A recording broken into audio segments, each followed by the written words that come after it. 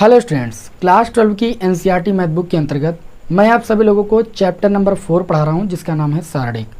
तो सारणिक चैप्टर की जो प्रश्नावली 4 थी इस किताब से, वो मैंने पूरी सॉल्व करा दी। आप सभी को पता है ये एनसीईआरटी बुक है और इसकी जो 4 पॉइंट्स प्रश्नावली है, इसके क्वेश्चनों को आज हम यहाँ पर सॉल्व कराएंगे। आपके बोर्ड एग्जाम की दृष्टि से अगर देखा जाए तो ये प्रश्नावली काफ़ी ज़्यादा इंपॉर्टेंट है। आप पिछले साल का ही पेपर उठा के देख लीजिए, इस प्रश्नावली से एक क्वेश्चन जरूर आता है। आपसे पूछा जाता है कि रैखिक समीकरण निकाय को आव्यूह विधि से हल कीजिए। और इसमें तो सबसे बढ़िया बात ये कि आप सभी लोगों को यहाँ पर आंसर ज्ञात होने पर उसको आप आराम से चेक भी कर सकते हो कि आपका आंसर सही है गलत। तो ये 8 नंबर में क्वेश्चन आता है और 8 नंबर आपके कन्फर्म हो सकते हैं यदि आप इस प्रश्नावली को देख लेते हैं। हो सकते नहीं, हो जाएंगे, क्योंकि एक सवाल यहाँ से आना है। लेकिन इस प्रश्नावली 4.6 में जो आपका पहला सवाल है, इसमें यह बोला जा रहा है कि निम्नलिखित प्रश्नों में 1 से 6 तक दी गई समीकरण निकायों का संगत अथवा असंगत के रूप में वर्गीकरण कीजिए। बात आई है संगत असंगत क्या होता है। यह सबसे इंपॉर्टेंट टॉपिक है, संगत असंगत। इसमें काफ़ी विद्यार्थी कंफ्यूज रहते हैं, तो मैंने आपके सामने यहाँ पर नोट करके लिख दिया है संगत असंगत की कंडीशन क्या होती है। समीकरण निकाय जो है, अगर ax बराबर b हो और संगत हो तो mod a not equal to 0 होगा। मतलब जो आपको समीकरण दी होगी, सबसे पहले वहां पर उसको हम आव्यूह रूप में व्यक्त करेंगे, यानी a का मान निकालेंगे, x का मान निकालेंगे, b का मान निकालेंगे। तो जो आव्यूह a का मान आएगा उसके सारणिक का मान अगर 0 के बराबर नहीं है तो जो निकाय होगा वो आपका संगत होगा, समीकरण निकाय आपका संगत होगा। और यदि सारणिक का मान 0 के बराबर हो गया तो 0 के बराबर हो जाने पर आपको एडजॉइंट a इंटू बी का मान निकालना पड़ेगा और वो वैल्यू आपकी 0 हो गई, तब तो निकाय संगत होगा। लेकिन अगर सारणिक a का मान 0 आया और एडजॉइंट a इंटू बी का मान 0 के बराबर नहीं आया तो हम कहेंगे कि समीकरण निकाय जो होगा वो क्या होगा भाई, असंगत होगा। ठीक, तो संगत और असंगत की बात आप सभी लोग यहाँ पर इसको अपनी कॉपी पर नोट कर लीजिएगा। अभी इसको हम नहीं रफ करेंगे ना, क्योंकि मैंने आपको ये नियम बताया है। अभी इसका जो है यहाँ पर हम प्रयोग तो करें किसी सवाल में, तभी तो समझ पाओगे, ऐसे कहाँ समझ पाओगे भाई। गणित में कोई सिद्धांत नियम रटा तो जाता नहीं। अब देखिए, जैसे पहला सवाल है आपका, पहला सवाल दिया है x plus 2y equal to 2 दिया गया है। फिर दिया गया है 2x plus 3y equal to आपको दिया गया है 3। आपको करना क्या है, सबसे पहले इन रैखिक समीकरण निकाय को, इन दोनों रैखिक समीकरण निकाय को हम क्या करेंगे, आव्यूह रूप में लिखेंगे। तो लिखेंगे आव्यूह रूप में लिखने पर,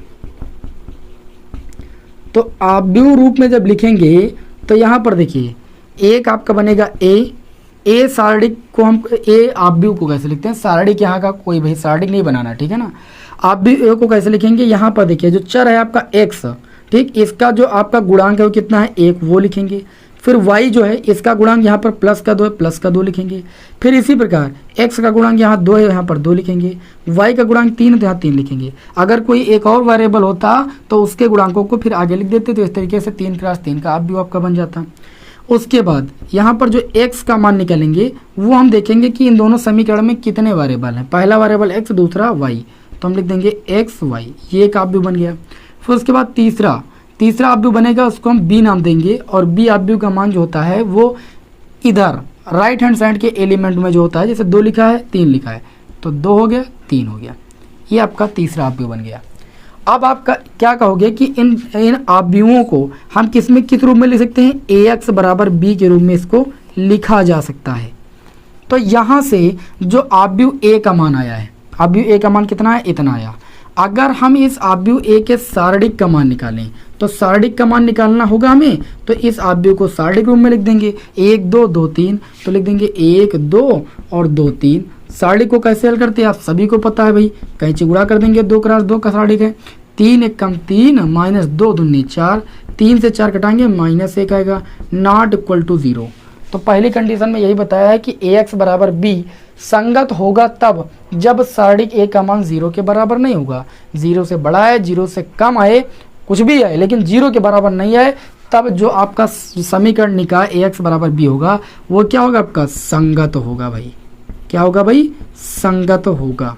तो इस तरीके से आप ये जान गए कि कोई रैखिक समीकरण निकाय संगत कब होता है।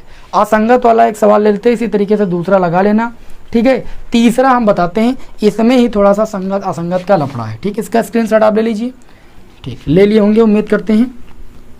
अब इसी तरीके से हम तीसरा सवाल लेंगे, और अभी भी हम ये नोट वाला जो है रफ नहीं करेंगे, जिससे मैं कंडीशन सामने लिखी रहे और इसको दिखा पाऊँ। जैसे दूसरा आप लगा लीजिएगा, तीसरा देखते हैं, क्योंकि दूसरा इसी तरीके से है, x + 3y = 5 दिया है, और उसके बाद दिया गया है 2x + कितना दिया गया, 6y = 8 दिया गया है। सबसे पहला काम आप क्या करोगे, वही पुराना काम मैंने कहा कि सबसे पहले आप इसको आव्यूह रूप में व्यक्त करोगे। तो आव्यूह a का मान क्या हो जाएगा, x का गुणांक यहाँ 1 1 लिख देंगे, y का गुणांक 3 है 3 लिख देंगे भाई, है ना। x का गुणांक 2 है 2 लिख देंगे, y का गुणांक 6 6 लिख देंगे। ये आव्यूह a का मान हो जाएगा। x का मान क्या हो जाएगा, जो इसमें वेरिएबल उपस्थित x और y, तो x y। और उसके बाद अगर हम यहाँ पर बात करें b आव्यूह का मान, एक b आव्यूह होता है जो कि ये आपके इधर राइट हैंड साइड के एलिमेंट होते हैं 5 8, इनसे जो एक आपका आव्यूह ये बनता है। इस प्रकार ax = b हम कंडीशन दिखा देंगे, ठीक। इस रैखिक समीकरण निकाय युग्म को हम ax = b के तरीके से या इस फॉर्म में लिख सकते हैं। अब यहाँ पर जो a की वैल्यू आई है, a की वैल्यू एक आव्यूह के रूप में आई है, इस आव्यूह के सारणिक का मान निकालेंगे। इस आव्यूह के सारणिक का मान लिखाएंगे तो ये आपका कैसे आएगा, मैं डायरेक्ट यहाँ पर निकालता हूँ। 6 × 6 - 3 दूनी 6। आप देख सकते हो कि इस आव्यूह के सारणिक का मान आ गया 0 के बराबर। मैंने कहा कि यदि आव्यूह के सारणिक का मान 0 आ जाए तो आपको निकालना पड़ेगा एडजॉइंट a × में b। एडजॉइंट a क्या हो, एडजॉइंट a मैंने बताया था कि आपका होता है सहखंडज आव्यूह से प्राप्त आव्यूह का परिवर्त आव्यूह। पहले आप सहखंडों से निर्मित आव्यूह बनाइए, और सहखंडों से निर्मित जब आव्यूह आपको मिल जाए तो उसका परिवर्त कर दीजिएगा, एडजॉइंट a मिल जाएगा, ठीक है। तो अब लिखेंगे आव्यूह, या ऐसे लिख देना सहखंडों से निर्मित आव्यूह, सहखंडों से निर्मित आव्यूह। तो मैंने आपको बताया कि सहखंडों से निर्मित आव्यूह भाई कैसे लिखते हैं भाई। जैसे इसका हमें सहखंडों से निर्मित आव्यूह बनाना है, तो हम यहाँ पर ऐसे आव्यूह का चिन्ह बना लेंगे। पहली कॉलम को, पहली रो को छोड़ेंगे, 6 मिलेगा, यहाँ 6 लिख लेंगे, ठीक। अभी ये मैं केवल उपसारणिक लिख रहा हूँ। फिर दूसरे एलिमेंट पर आएंगे, दूसरे कॉलम में है, पहले आपका रो में है, तो ये आपका 2 बचा, यहाँ पर 2 लिख लेंगे। फिर इसी तरीके से हम क्या करते हैं भाई, दूसरी रो पर आ जाते हैं और पहले कॉलम को छोड़ते हैं, तो ये बच जाता है 3। फिर 6 वाले को ऐसे छोड़ते हैं, इस रो को, इस कॉलम को, इस रो को, तो बचता है 1 1 लिख देते हैं। अब देखिए यहाँ पर देखिए, चूंकि a 1 1 है, 1 1 जोड़ेंगे 2 आएगा, सम संख्या आएगी, तो यहाँ प्लस चिन्ह लगेगा, लेकिन यहाँ माइनस लगेगा, यहाँ पर माइनस लगेगा, क्योंकि a 1 2 है, 1 2 जोड़ने पर 3 आएगा, ऑड नंबर आएगा। यहाँ पर कितना आएगा भाई, 2 1, 2 1 को जोड़ेंगे ऑड नंबर। जब ऑड नंबर होता है तो क्या करते हैं, उपसारणिक में माइनस का चिन्ह लगा देते हैं, वो सहखंड बन जाता है। ये सहखंडों से निर्मित आव्यूह मिल गया। तब यहाँ पर निकालोगे किसका मान भाई, एडजॉइंट a का मान। जो एडजॉइंट a का मान आता है, जिसको हम सहखंडज आव्यूह बोलते हैं, वो क्या होता है, जो सहखंडों से निर्मित आव्यूह होता है उसका परिवर्त होता है। इसका परिवर्त कर दीजिए, जो रो है इसको कॉलम में बदल दीजिए 6 - 2, ये दूसरी वाली रो को कॉलम में बदल दीजिए -3 और 1। इस तरीके से एडजॉइंट a का मान आ गया। मैंने कहा कि जब सारणिक का मान 0 के बराबर तो एडजॉइंट a का गुणा किससे करते हैं, b से। तो यहाँ पर अब देखेंगे एडजॉइंट a और इनटू में भाई b। तो एडजॉइंट a का मान कितना है आपका, 6 - 3 - 2 1। और एडजॉइंट b का मान अगर देखें यहाँ पर, तो सॉरी b का मान, एडजॉइंट b नहीं, b का मान देखें तो आपका कितना है भाई, 5 8 है। क्लियर। अब इन दोनों का क्या करेंगे, मल्टीप्लाई करेंगे। तो मल्टीप्लाई करेंगे तो देखिए क्या मिलेगा हमें, इस रो को हम कॉलम से मल्टीप्लाई करेंगे, 6 पंचे 30 हो जाएगा, फिर 3 8 आपका हो जाएगा 24, ये आपका माइनस का 24 हो जाएगा। पहली रो का कॉलम के साथ हो गया। अब हम दूसरी रो का कॉलम के साथ दिखाएंगे, है ना। तो देखिए 5 दूनी कितना हो जाएगा, माइनस का 10, और 8 एकम कितना हो जाएगा, 8। इस तरीके से 30 से 24 जाएगा, 6 बचेगा, -10 और 8, ये आपका माइनस का 2 बचेगा। क्या जो आव्यूह मिला है उसमें प्रत्येक एलिमेंट 0 है? जब नहीं है 0 तो लिखोगे नॉट इक्वल टू 0, ठीक। मतलब एडजॉइंट a डॉट b का मतलब b का मल्टीप्लाई जो है वो 0 के बराबर नहीं आया। तो जब 0 के बराबर नहीं आता है तो असंगत होगा, 0 के बराबर आ जाता तो संगत हो जाता। तो यहाँ पर जो ax बराबर b होगा वो क्या होगा भाई, असंगत है। तो समझ गए संगत असंगत का कॉन्सेप्ट भाई, अच्छी तरीके से समझ गए होंगे। दोनों क्वेश्चन भी मैंने ले लिए संगत असंगत वाले, ठीक है ना। चलिए अब ये थे आपके 2x2 ऑर्डर के आव्यूह पर आधारित प्रश्न। अब 3 वेरिएबल वाले समीकरण को देखते हैं जिसमें 3 वेरिएबल हो। ठीक, इसको रफ करते हैं, स्क्रीनशॉट जल्दी से ले लीजिएगा भाई। चलिए भाई, एक क्वेश्चन लेंगे हम 3x3 वाला, बस है ना, एक ही क्वेश्चन लेंगे, बाकी आप सारे क्वेश्चन इसी तरीके से कर लोगे। चलिए भाई अगला क्वेश्चन देखते हैं। हमारा क्वेश्चन नंबर होगा क्वेश्चन नंबर 4। क्वेश्चन नंबर 4 दिया गया है x + y + z बराबर दिया गया है 1। दूसरी समीकरण दी गई है 2x + 3y + 2z बराबर 2 दिया गया है, और दिया गया है ax + ay + 2az बराबर आपको दिया गया है 4। इस तरीके से आप देखिए यहाँ पर इन समीकरणों में 3 वेरिएबल उपस्थित हैं। आव्यूह रूप में लिखोगे तो जो आव्यूह a का मान आएगा वो देखिए कैसे आएगा। x का गुणांक 1 है, यहाँ पर y का गुणांक 1 है, z का गुणांक 1 है, तो ऐसे लिख लोगे। यहाँ पर x का गुणांक 2 है, y का गुणांक 3 है, z का गुणांक 2 है। x का गुणांक a है, y का गुणांक भी a है, और z का गुणांक भाई 2a है। तो a आव्यूह की वैल्यू हो गई।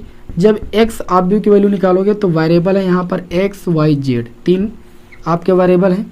और अगर b आव्यूह की वैल्यू निकालोगे तो RHS में 1 2 4, तो 1 2 4। इस तरीके से मैंने क्या किया भाई, आव्यूह रूप में इनको व्यक्त कर लिया। अब जो आव्यूह a है इसके सारणिक का मान निकालेंगे। आव्यूह a के सारणिक का मान निकालेंगे तो आव्यूह a को हम पहले सारणिक रूप में लिख लेंगे भाई। तो 2 3 2 a 2a, क्लियर। अब हम क्या करेंगे, आव्यूह a के सारणिक का मान निकालने के लिए किसी रो या कॉलम के सापेक्ष क्या करते हैं, प्रसार कर देते हैं। तो हम मान लीजिए R1 के सापेक्ष यहाँ पर प्रसार कर रहे हैं, तो यहाँ पर प्लस माइनस प्लस अल्टरनेट चिन्ह लगाएंगे पहले, तो यहाँ पर लिखेंगे 1, ठीक। फिर यहाँ पर देखिए भाई 1 हमारा इस कॉलम इस रो में पड़ रहा है, बचा हमारा 3 2 a और 2a बचा। फिर -1 लेंगे। अब -1 देखिए तो पहली रो दूसरे कॉलम में पड़ रहा है, तो बचा 2 2 a और 2a बचा, क्लियर। फिर हम क्या करेंगे, तीसरे कॉलम को छोड़ेंगे क्योंकि तीसरे कॉलम में तीसरा एलिमेंट आ रहा है, पहली रो में आ रहा है। तो यहाँ पर क्या लगाएंगे भाई, प्लस का चिन्ह और 1 लिखेंगे, और यहाँ बचा 2 3 a, तो 2 3 है ना, और बचा a। इसको हल करेंगे और देखेंगे कि हमें जो आव्यूह a के सारणिक का मान मिला वो कितना मिला है। आव्यूह a के सारणिक का मान आपको यहाँ से मिल जाएगा, 2 3 कितना हो जाएगा भाई 6a, फिर माइनस लगाएंगे, ये आपका हो जाएगा -2a। अब a का गुणा 1, इस पूरे ब्रैकेट का गुणा 1 से करोगे तो ये उतना ही रहेगा। फिर माइनस लगाएंगे भाई, 2 दूनी कितना हो जाएगा 4a, माइनस 2 1 कम कितना हो जाएगा 2a, प्लस फिर देखिए भाई 2a माइनस का 3a।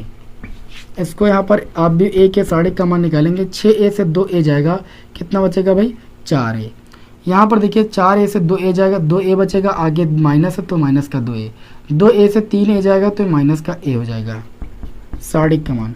4a से 2a जाएगा, 2a बचेगा, 2a से 1a जाएगा तो आपका a बचेगा। तो जो आव्यूह a के सारणिक का मान आया वो a के बराबर आया, अर्थात 0 के बराबर नहीं आया। तो जब किसी आव्यूह के सारणिक का मान 0 के बराबर नहीं आता है तब हम कहते हैं कि जो निकाय का हल होगा वो कैसा हल होगा भाई, संगत होगा। क्या होगा भाई, संगत होगा। 0 के बराबर अगर आ जाता तो अभी एडजॉइंट a का मान निकालते और b का मल्टीप्लाई करते, ठीक है, तब 0 आना चाहिए था, तब संगत होता। और 0 के बराबर नहीं आता एडजॉइंट a इंटू b का गुणा, तो वो असंगत हो जाता, जैसा मैंने अभी एक क्वेश्चन कराया आपको। तो उम्मीद करता हूँ ये संगत असंगत का कॉन्सेप्ट हो गया खत्म, आप सभी को समझ में आ गया होगा। अब चलिए इसमें का जो अगला क्वेश्चन है 5वां और 6वां संगत असंगत वाला, वो बिल्कुल इसी तरीके से आपको हल करना है। देखिए सेम क्वेश्चन नहीं हल कराया जा सकते हैं, व्हाइट बोर्ड है भाई, ठीक है ना। तो जो सेम क्वेश्चन उनको आप जरूर लगाइए, आप नहीं लगाओगे तो फिर आपको आएगा कैसे, ऐसे ही सोच लीजिए। अब यहाँ पर दिया गया निम्नलिखित प्रश्न 7 से 14 तक प्रत्येक समीकरण निकाय को आव्यूह विधि से हल कीजिए। भाई आव्यूह विधि से रैखिक समीकरण निकायों को हल कैसे किया जाता है, इसमें 2 टाइप के क्वेश्चन होते हैं। एक होता है देखिए 7 से 14 नंबर तक मैं आपको 2 क्वेश्चन कराऊंगा। एक मैं कराऊंगा 2x2 आव्यूह वाले ऑर्डर वाले आव्यूह का, और एक 3x3 ऑर्डर वाले आव्यूह का, जिसमें 3 आपके अचर होंगे। एक वो वाला क्वेश्चन लेंगे 13 14 में कोई ले लेंगे या 12 में कोई ले लेंगे, 11 12 13 14 एक जैसे हैं और 7 8 9 10 एक जैसे हैं, सब में 2 2 हैं। तो हम एक क्वेश्चन चलिए पहला उठाते हैं 2 वेरिएबल वाला। क्वेश्चन नंबर 7 जैसे दिया गया है 5x + 2y बराबर दिया गया है 4, फिर दिया गया है 7x + 3y = दिया गया है भाई 5। ये जो रैखिक समीकरण निकाल दिया गया है, ठीक इस टाइप के क्वेश्चन आपको लगाना। देखिए 7 के बाद इसी तरीके से 8 नंबर है, 9 नंबर है और इसी तरीके से 10 नंबर भी है, ठीक है ना, इसमें भी 2 वेरिएबल हैं। तो 10 नंबर तक क्वेश्चन आज के क्लास में आप लोगों के लग जाएंगे, लेकिन तरीके को फॉलो कीजिएगा। सबसे पहले रैखिक समीकरण निकालिए, उनको आप भी विधि से हल करेंगे। तो यहाँ से जो a का मान आएगा वो आ जाएगा 5 7 2 3, ठीक। x का मान कितना आ जाएगा, 2 वेरिएबल हैं x y। उसके बाद यहाँ पर बात करें किसकी भाई, बी आव्यूह की, तो बी आव्यूह की वैल्यू आ जाएगी 4 5, ठीक है ना। अब यहाँ पर लिखेंगे हम भाई, क्या लिखेंगे, लिखेंगे आव्यूह ए के सारणिक का मान। तो सारणिक का मान निकालेंगे 5 2 7 3, तो 5 3 15 - 7 दूनी 14 बराबर 1 आ गया, नॉट इक्वल टू 0। आव्यूह ए के सारणिक का मान 1 आया जो कि 0 के बराबर नहीं है। लिखोगे अतः ए इनवर्स संभव है। क्या है भाई, ए इनवर्स संभव है। अच्छा, मैंने यहाँ पर आव्यूह ए के सारणिक का मान क्यों निकाला, अभी आप देखिए, जब हमें आव्यूह ए का इनवर्स निकालना होगा तभी तो ऐसा करेंगे। मैंने बताया कि जो रैखिक समीकरण निकाय युग्म है इसको ए एक्स बी ऐसे लिख दिया, तो हम जो है इसको जो है ए एक्स बराबर बी के रूप में लिख सकते हैं कि नहीं। तो यहाँ से एक्स का मान निकालेंगे तो आ जाएगा ए इनवर्स बी आ जाएगा, को समीकरण 1 मान लेंगे। हमें आव्यूह ए के इनवर्स की वैल्यू चाहिए और उसको b से मल्टीप्लाई करेंगे, तो हमें जो है x आव्यूह का मान रखेंगे x y, तो तुलना करने पर x y का मान मिलेगा। तो सबसे पहले हमें ए इनवर्स निकालना पड़ेगा। तो ए इनवर्स निकालने के लिए सबसे पहले आव्यूह ए के सारणिक का मान निकालते हैं। अब यहाँ पर आव्यूह ए के हम क्या करेंगे, सहखंडों से निर्मित आव्यूह बनाएंगे, सहखंडों से निर्मित आव्यूह। तो सहखंडों से निर्मित आव्यूह क्या करेंगे भाई, सहखंडों से निर्मित आव्यूह के लिए यहाँ पर एक आव्यूह बनाएंगे। देखिए भाई, जो ये आव्यूह है इसका पहला कॉलम पहली रो छोड़ेंगे तो 3 बचेगा, वो लिख लेंगे। फिर दूसरा कॉलम छोड़ेंगे तो ये 7 बचेगा। फिर नीचे वाली रो पर आ जाएंगे, दूसरी रो पहला कॉलम छोड़ेंगे तो ये 2 बचेगा। फिर दूसरा कॉलम छोड़ेंगे तो ये आपका 5 बचेगा, ठीक है। अच्छा, चिन्ह लगाना है तो चाहे अल्टरनेट समझ के लगा दीजिए, प्लस फिर माइनस, ठीक। यहाँ प्लस है तो यहाँ पर माइनस फिर प्लस, चाहे ऐसा समझ लीजिए। ये a11 की वैल्यू 1 1 जोड़ेंगे 2 आएगा। सम संख्या के लिए प्लस से गुणा करते हैं और विषम संख्या के लिए माइनस। a12 है ये, मतलब पहली रो दूसरा कॉलम है, तो 1 2 को जोड़ने पर ऑड नंबर आएगा। ऑड नंबर के लिए हम माइनस से गुणा कर देते हैं, तब यह बन गया सहखंडों से निर्मित आव्यूह, ठीक है। जब सहखंडों से निर्मित आव्यूह आ जाता है तो हम वैल्यू निकालते हैं एडजॉइंट ए की। तो एडजॉइंट ए की वैल्यू जो होती है वह सहखंडों से निर्मित आव्यूह के परिवर्त का मान होता है। तो ये जो सहखंडों से निर्मित आव्यूह इसका परिवर्त कर देंगे तो ये मिल जाएगा 3 - 7। इस रो को कॉलम में बदल दिया, इस रो को कॉलम में बदलेंगे -2 5। इस तरीके से एडजॉइंट ए का मान आ गया। तब आपने क्या पढ़ा है, वी नो दैट, आप जानते हो, आपको निकालना है ए इनवर्स का मान। तो आप जानते हैं कि ए इनवर्स बराबर सूत्र होता है 1/mod a, और क्या होता है भाई, एडजॉइंट ए होता है। तो ए इनवर्स बराबर 1/mod a की वैल्यू कितनी मैंने निकाली भाई, 1 निकाली, मैंने 1 लिख दिया। एडजॉइंट ए की अगर बात करें तो एडजॉइंट ए का मान ये आ गया है 3 - 2 - 7 5। इस तरीके से ए इनवर्स की वैल्यू देखिए, 1 का गुणा करोगे कोई मतलब नहीं है, ऐसे कैसे लिखा रहेगा, 3 - 2 - 7 5। इस तरीके से आप देख पा रहे हो कि ए इनवर्स का मान आराम से आ गया भाई, ठीक है ना। तो जब ए इनवर्स का मान आ जाएगा तो लिखोगे समीकरण 1 से, समीकरण 1 है आपकी x बराबर ए इनवर्स बी। x का मान मैंने बताया है कि है एक्स वाई, ए इनवर्स का मान हमने निकाल लिया है 3 - 2 - 7 5। b की अगर बात करें तो b आव्यूह का मान है आपका 4 और है ये आपका 5। अब इसको हल करेंगे तो ये आपका हो जाएगा एक्स वाई इक्वल टू, यहाँ पर ध्यान दीजिएगा, इस रो को कॉलम से गुणा करेंगे, 4 3 कितना हो जाएगा भाई 12, ठीक। इस दूसरे एलिमेंट को दूसरे से गुणा करेंगे, 2 पंची माइनस का 10, क्योंकि माइनस प्लस को गुणा माइनस। पहली रो का कॉलम से हो गया, अब दूसरी रो का कॉलम से करेंगे, 7 चौकी आपका हो जाएगा -28 और 5 का गुणा हो जाएगा आपका 25, ठीक है ना। अब देखिए आपका हो जाएगा x, ये हो जाएगा y इक्वल टू 12 से 10 जाएगा तो आपका कितना बचेगा भाई, 2 बचेगा, है ना। 28 25 माइनस का 3 बचेगा क्योंकि माइनस का 28 से बड़ी संख्या है। अब कंपेयर करेंगे, जब दो ऑब्जेक्ट सेम ऑर्डर के होते हैं उनके संगत अवयव बराबर होते हैं, मतलब जो 3 होगा वो किसके बराबर हो जाएगा, 3 के बराबर हो जाएगा। जो y होगा वो 3 बताया, x होगा 2 के बराबर होगा, और y जो हो जाएगा वो -3 के बराबर हो जाएगा। हमने कहा था कि ऐसे सवालों का आंसर हम चेक भी कर सकते हैं। क्या करेंगे, जो समीकरण दी थी उसमें से कोई एक समीकरण उठा लेंगे चेक करने के लिए। 5x + 2y का LHS पढ़ लेंगे, ये 4 के बराबर था तो LHS में मान रखेंगे 5 × 2 + 2 × y का मान -3।